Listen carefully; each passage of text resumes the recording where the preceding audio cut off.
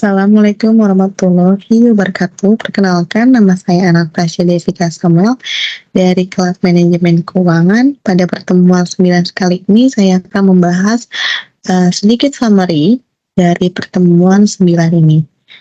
Yang pertama, yaitu saya akan membahas mengenai piutang.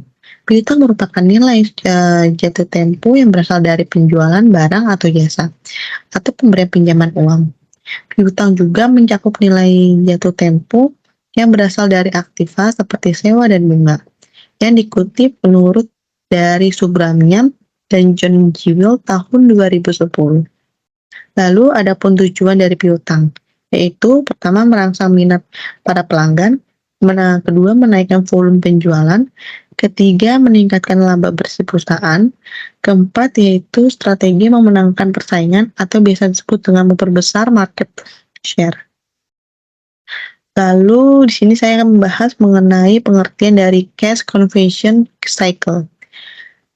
Merupakan waktu rata-rata antar penjual kas untuk sumber daya produktif dengan penerimaan kas dari penjualan produk, yang dikutip dari Lukas Atmajaya. Dalam cash conversion cycle ini ada rumus-rumus dalam menghitungnya. Di antaranya yaitu CCC atau cash conversion cycle atau bisa disebut dengan siklus konversi kas. Lalu yang kedua ada ICP, yaitu inventory conversion period, yaitu atau biasa disebut dengan periode konversi persediaan. Lalu di sini ada RSCP atau yang disingkat dengan dari Receivable Collection Period. Lalu di sini ada PDP. PDP merupakan Payable Deferral Period atau periode penundaan piutang. Di sini saya juga akan membahas mengenai unsur-unsur dari kredit. Yang pertama adalah kepercayaan. Kepercayaan merupakan suatu yang paling utama dari unsur kredit dalam memberikan rasa kepercayaan antara kreditur dan debitur dalam mencapai sinergi kerja yang baik. Lalu yang kedua ada waktu. Waktu merupakan suatu yang dijadikan oleh pihak analis finance, khususnya analis kredit. Lalu yang ketiga ada risiko. Risiko merupakan suatu degree of risk di mana pada saat keadaan buruk, kredit tersebut tidak dapat kembali dan dapat menimbulkan kredit macet. Lalu yang keempat ada prestasi. Prestasi merupakan yang dimiliki oleh kreditur untuk diberikan debitur dalam bentuk objek. Hal ini biasanya bisa berupa bentuk barang atau jasa. Dalam memberikan suatu keputusan saat pemberian kredit, ada beberapa hal yang harus ditentukan oleh debitur. Di antaranya bisa disebut dengan prinsip 5C. Yang pertama, yaitu ada karakter.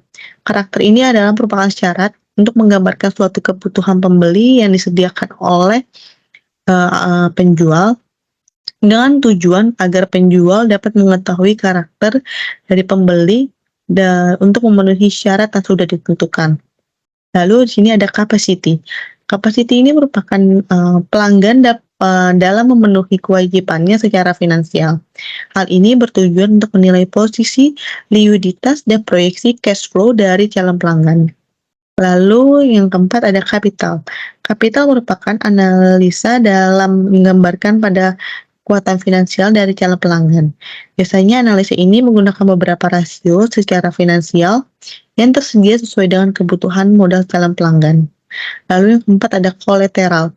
Kolateral ini merupakan gambaran dalam jumlah aktiva yang dijadikan sebagai jaminan dari calon pelanggan.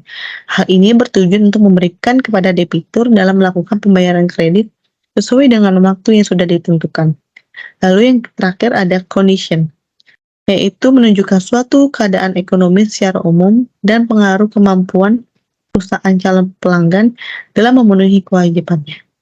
Baik, sekian penyampaian saya pada kali ini. Terima kasih untuk partisipasinya dalam menonton video penyampaian saya pada summary di pertemuan 9 ini pada mata kuliah Manajemen Keuangan.